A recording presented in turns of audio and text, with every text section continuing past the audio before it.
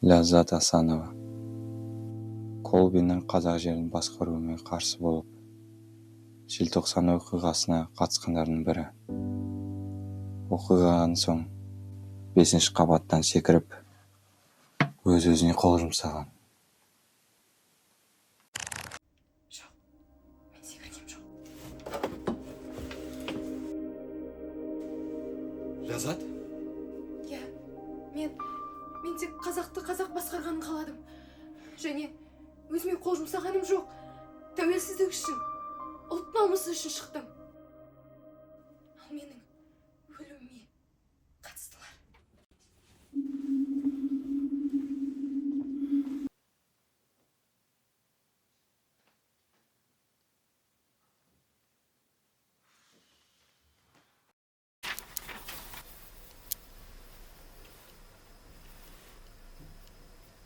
Қайрат Рысқұлбеков 1986 жылы 18 желтоқсанда милицияны өлтірді деген айыппен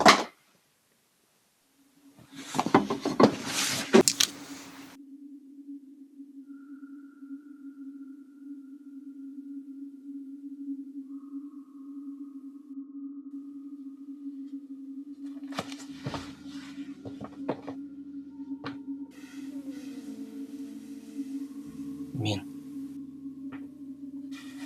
86 жылы 18 желтоқсанда алаңға барғаным рас. Барғанда да Қонаевтың күйін күйттеп барған жоқпын. Барған себебім алаңда қазақтың уыздай жас қыздарын ұрып соғып өлтіріп жатыр дегенді естіген соң қолымды жайып, күл болмасан бүл бол деп отыруға еркектік ар-намысым жетпеді. Құдайға шүкіршілік, менің де көркейген кеудемде нағыз ерге лайық намыс баршылық. Бірақ оған бір Құдай өзі куә. Адам баласын еш өлтіргенім жоқ. Мұндай айуандық менің қолымнан келмес. Еш уақытта, еш қашанда.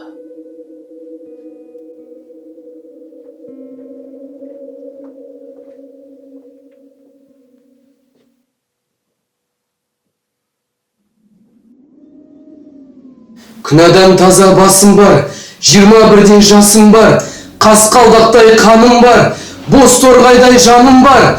Алам десен алыңдар, қайрат деген атым бар, қазақ деген затым бар. Еркек тоқты құрбандық, атам десен атыңдар.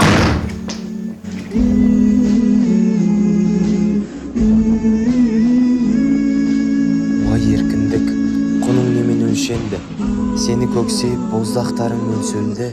Сенсің менің ең ғажайып өлеңім, ең шуақты, ең шырайлы, ең шерлі.